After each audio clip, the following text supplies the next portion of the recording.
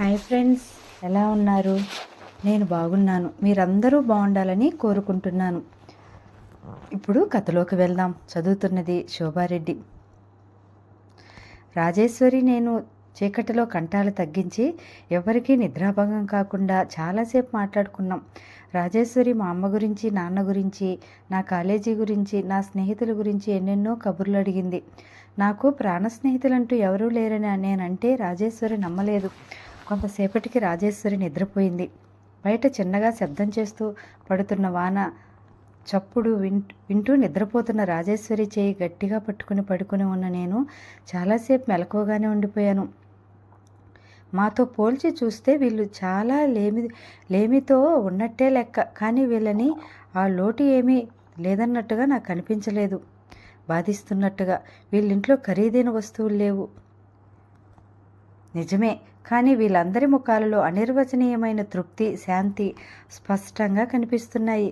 ఎంత బాధాకరము, జుగుప్సాకరితం చెప్పబడే బేదరకాన్ని వీళ్ళు తెలివిగా, యుక్తిగా మచ్చిక చేసుకున్నట్టు కనిపించసాగింది.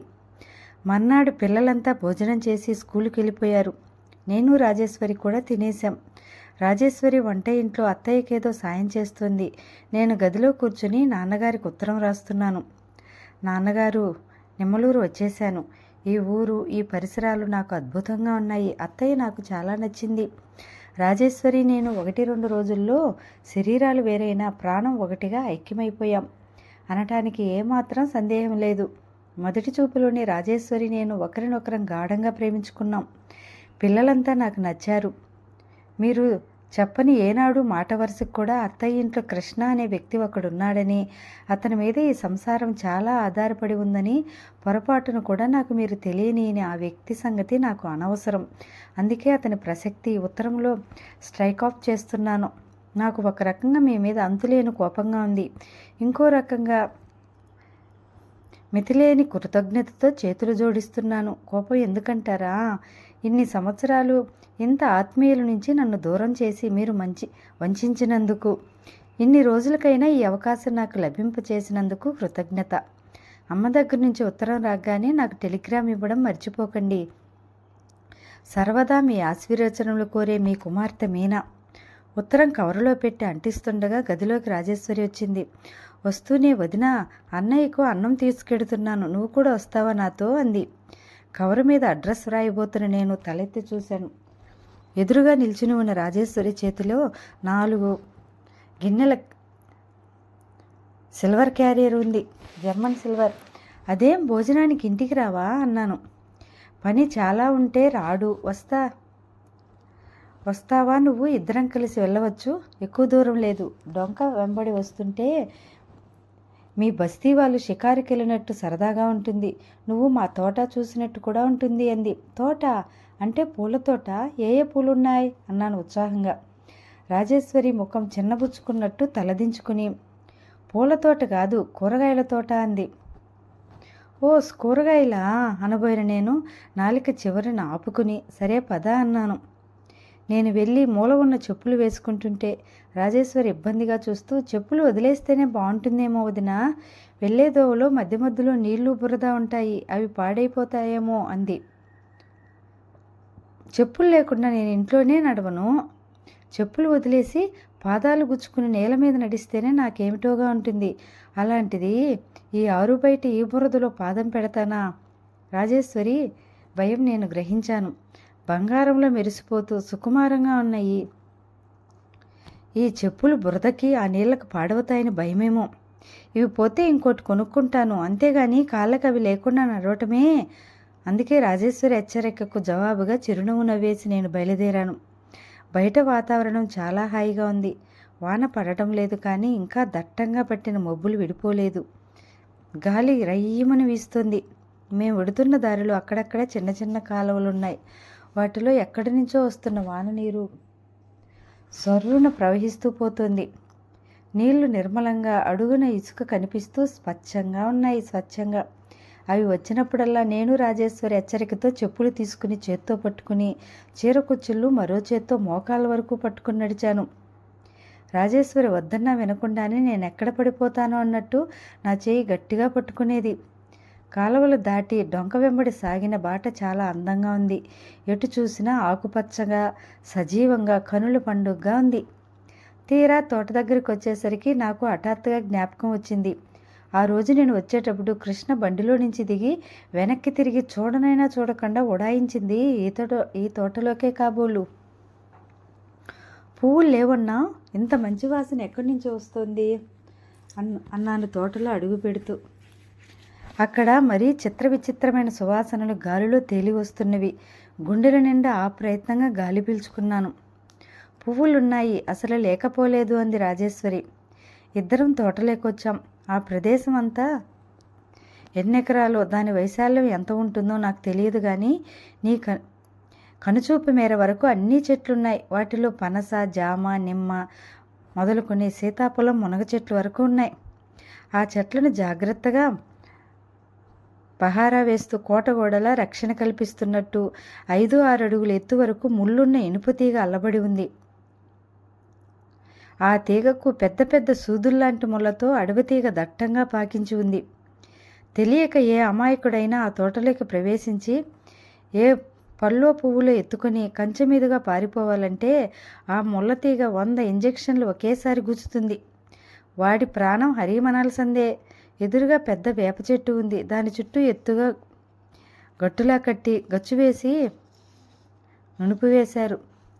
వేప చెట్టుకి ఎదురుగా పెద్ద పాక ఉంది. ఆ పాక మీద బీర, సొరపాదులు పాకి ఉన్నాయి. అవేం కనిపించకుండా పువ్వులున్నాయి. గడ్డి కప్పిన ఆ తాటాకుల పాక మీద ఆ తీగలు వింత సోయగంతో ఊగులాడుతున్నట్టుగా అనిపించింది నాకు. రాజేశ్వరి క్యారియర్ తెచ్చి నేను చెట్టు దగ్గరున్న గట్టు మీద పెట్టింది. ఆ చుట్టుపక్కల మరెవరూ కనిపించలేదు.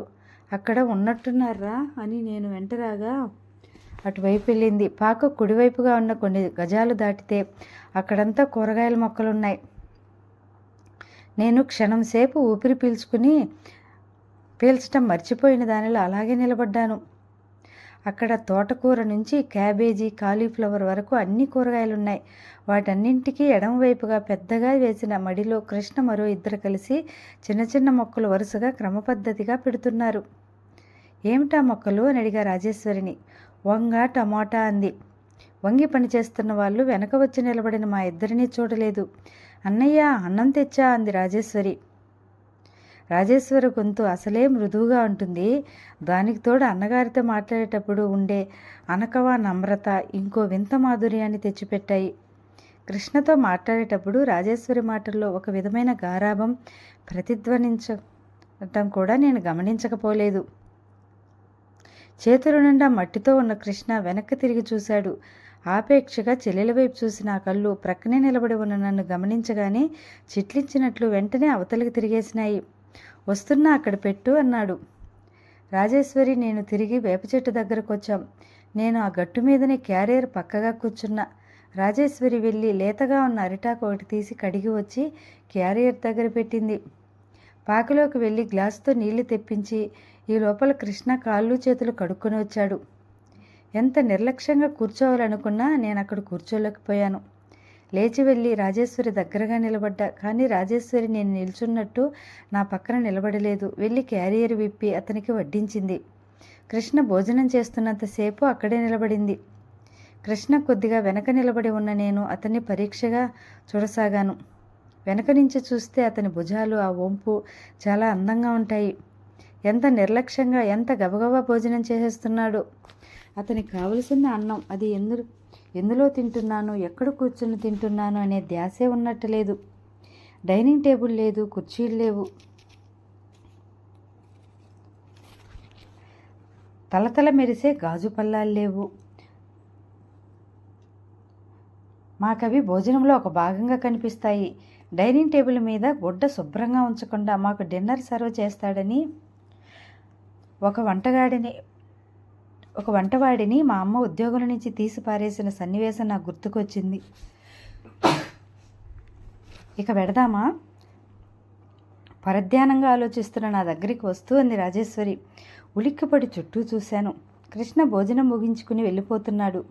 తోటలోకి వచ్చి ఎంతసేపు అయింది. అతను కన్నెత్తి నా వైపు చూడలేదు, పన్నెత్తి పలకరించలేదు. అసలు నా ఉనికినే గుర్తించని వాడిలా ఊరుకుండిపోయాను. ఇది గుర్తుకొచ్చేసరికి నాకు ఒళ్ళు మండింది. ఇంకెవరైనా అయినట్టయితే ఎంత చక్కగా తోటంతా తిప్పి చూపించేవాళ్ళేమో. రాజేశ్వరి, అరే మర్చిపోయా, ఇప్పుడే వస్తాను ఉండు వడిగా అంటూ కృష్ణవేలిని వైపు పరిగెత్తింది. 10 నిమిషాల తర్వాత చెంగులో ఏమిటో మూటగొట్టుకుని వచ్చింది. ఏమిటవి అన్నాను. సన్నజాజి మొగ్గలు అంది. ఇద్దరం కలిసి బయటకు వచ్చాం. రాజేశ్వరి దోవ పొడుగునా ఏదో అడుగుతూనే ఉంది. నేను వచ్చేటప్పుడు చెప్పినంత ఉత్సాహంగా జవాబు చెప్పలేదు. అదుగో కాలం వస్తుంది, విప్పు విప్పు నీ పాదరక్షలు అంది రాజేశ్వరి నవ్వుతూ. నేను నవ్వలేదు. చెప్పులు విప్పి చేత పట్టుకున్నా. చీరకుచ్చులు ఎత్తి పైకి పట్టుకున్నా. కాలువ దాటుకుండగా హఠాత్తుగా అడిగా, రాజు, మీ అన్నయ్యకి నేను రావటం ఇష్టం లేదా? నిజం చెప్పు అన్నా. నడుస్తున్న రాజేశ్వరి హఠాత్తుగా ఆగిపోతూ, అదేమిటి అంది. నేను వచ్చినప్పటి నుంచి చూస్తూనే ఉన్నా. మీరంతా ఇంత ఆప్యాయంగా మాట్లాడుతున్నారు. నేను మీకు కొత్త కానీ నాకు మీరు కొత్తని కానీ అనిపించటం లేదు. ఇప్పుడు చూడు, నేను తోటలోకి వచ్చినా కనీసం మర్యాదకైనా ఒక చిన్న మాట మాట్లాడలేదు. మాతో ఎంత కోపంగాని ద్వేషంగానే ఉంటే తప్ప అలా మాట్లాడడం మానేయటం. వదినా, రాజేశ్వరి నా చేయి పట్టుకుంది. నేను కూడా ఆగిపోయాను. ఇద్దరం గలగలమని పారుతున్న ఆ నీళ్ల కాలువలో ముఖాముఖి నిలబడ్డాం. రాజేశ్వరి ముఖం ఎర్రబడింది. దెబ్బతిన్న దానిలా చూస్తూ అంది, అదేం కాదు వదినా, అన్నయ్యకి మొహమాటం చాలా ఎక్కువ, అంతకంటే ఇంకేం లేదు. మొహమాటమా లేక గర్వపోత్తనమా అన్నాను మధ్యలోనే. నువ్వు 2 రోజులుండు, మా అందరికంటే వాడే బాగా మాట్లాడతాడని నువ్వే ఒప్పుకుంటావు కంగారుగా గబగబా అంది. అవసరం లేదు. నన్ను ఒక్కసారి నిర్లక్ష్యపరిచిన వాళ్ళని నేను మళ్ళా జీవితంలో కన్నెత్తి చూడను. రాజు, నువ్వు నా బలహీనత అనుకో, ఇంకేదైనా అను. నాకు చాలామంది విషయంలో మొదటి చూపులోనే స్థిరమైన అభిప్రాయం ఏర్పడుతుంది. అది ఓ పట్టాన మారటం అంటూ జరగదు. నిజం చెప్పాలంటే మీ అన్నయ్య నాకు నచ్చలేదు. పద వెడదాం, ఇక ఈ మాట మనం ఎత్తద్దు అనేశాను.